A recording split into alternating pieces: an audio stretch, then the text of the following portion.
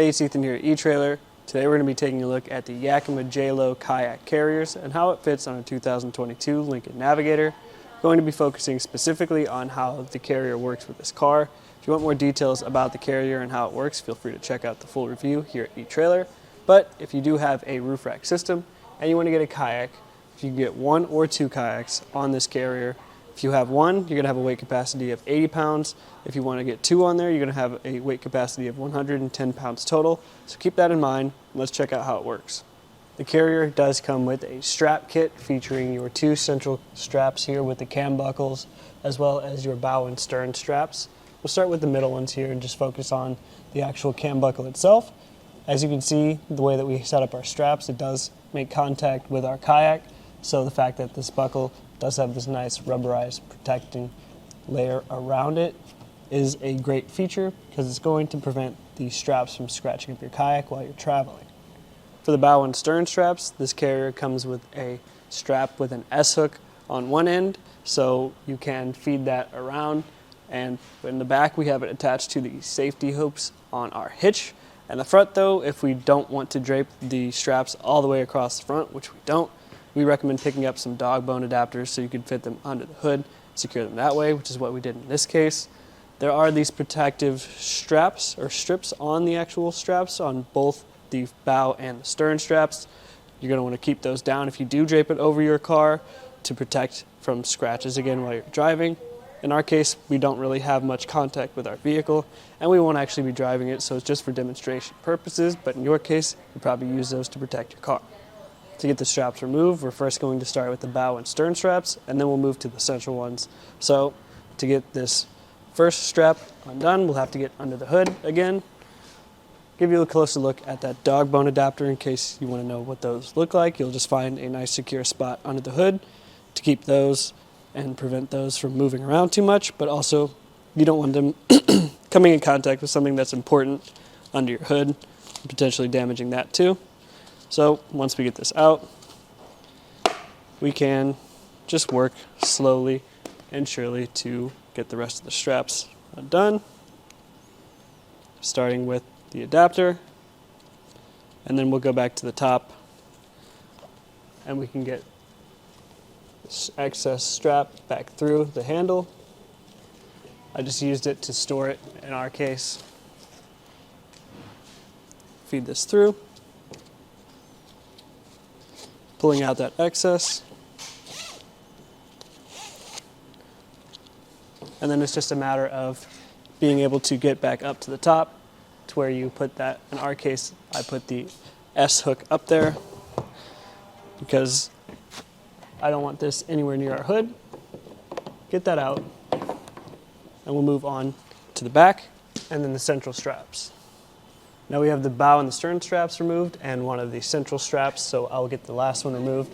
We just put the excess inside our kayak, but you can find a way to tie it down more securely when you're on the road. Just coming to this buckle that we talked about a little bit earlier, finding that release, pull the strap through. There's a decent amount of excess, so it takes a second or two to pull it all through. And depending on if we have enough distance between our straps and the top, we will try to get the rest of the strap down and out of the way. In our case, we're looking good. We're out of the way, and now we can get the kayak unloaded. The Navigator is obviously a fairly tall vehicle. I'm coming in at just over 6 foot, and I'm still probably gonna have to use the running boards to help me get this kayak down. So if you're out and you have an extra set of hands, we definitely recommend using that. Otherwise, you can try to use these ramps a little bit. They're more helpful when loading up. I'll probably just sort of try to tilt the top of the kayak down towards me slowly and then grab it as gravity does the work for me. So tilt it down, grab the top, and we can get the kayak off. With the kayak removed, we can take a closer look at the carrier itself. On the inside, you can see that it does have this nice padding, as well as these grooves to help keep our kayak from sliding around. The front, you can see that assisting ramp that we talked about just a little bit, which will help you load your kayak up. You can sort of rest it there before you get it all the way on. Coming up to the cradles themselves, you can see that the pads do go a fair way up, They're made of aluminum, so they're lightweight, but they're also not going to rust super easily. I would like to maybe see somewhere to hold the straps in here, because once you load up the straps, you're going to do that before you get the kayak on. They tend to slide around a little bit, and they're a little bit difficult to get back over. If we come back down to this handle, you can see how we do have the ability to accommodate 2 kayaks. So if we load it up in this middle position, you rest one kayak in the cradle, you rest one on the other side, strap them down both accordingly. You will have to pick up another strap kit, which Yakima does offer if you want to get that second kayak loaded up. They include one, but you'll need another one if you want another kayak. If we pull that handle again, we can fold the carrier all the way down, which is where you'll store it if you want to leave it on your crossbars when your kayak is unloaded. In this position, it's a lot more low profile, so you're going to cut down on some of that wind noise and some of that height. It's definitely going to be whistling a little bit. That's kind of just what you're going to have to deal with anytime you load anything up on your crossbars. The way the clamps work is one of my favorite features about this carrier. It's tool-free, so it's really easy to install. You might want to have to lift the cradle in the back up a little bit to get clearance for those knobs. But you can see as I undo this, these jaws will widen out on our crossbars. Here you can see we have our arrow style crossbars and they work really well.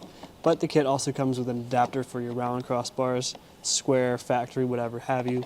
They'll all work, and you just tighten it back down with that same knob. So it's really easy to put on, take off in the event that you don't leave them on your car. You can also see here that there is a spot for your lock cords if you want to purchase those to secure the carrier to your crossbars. In this position, we can take a measurement so that you can see how much space you're saving versus if it's stored all the way up. So from the top of the crossbars to the top of the system is 4¼ inches to this highest point in the case of our arrow crossbars here. If we want to measure the highest point with the cradles or with the carrier all the way up, that's coming in at 17½ inches. So you're cutting down on a lot of space and again a lot of wind noise when you fold it down. Overall, if you're looking for a really easy to install and simple to work with kayak carrier that still allows you to get an 80-pound kayak or another kayak on there, again keeping that under 110 pounds, the JayLow is a great option. It's really nice and simple, and I like the fact that it folds down, stores easily when you're not using it. I will say that for the case of the Navigator, loading and unloading can be a little bit tricky just because of how tall it is. So if accessibility is something that's really important to you, you might want to check out something like the Malone Downloader. It comes with a load assist system that can help you sort of inch the kayak up a little bit at a time, making loading and unloading a little bit simpler. But again, if you want a really easy to work with and easy to install kayak carrier that's going to get them where they need to go safely, the Yakima JayLow is a really good option. Again, this is just taking a look at how it fits on a 2022 Lincoln Navigator.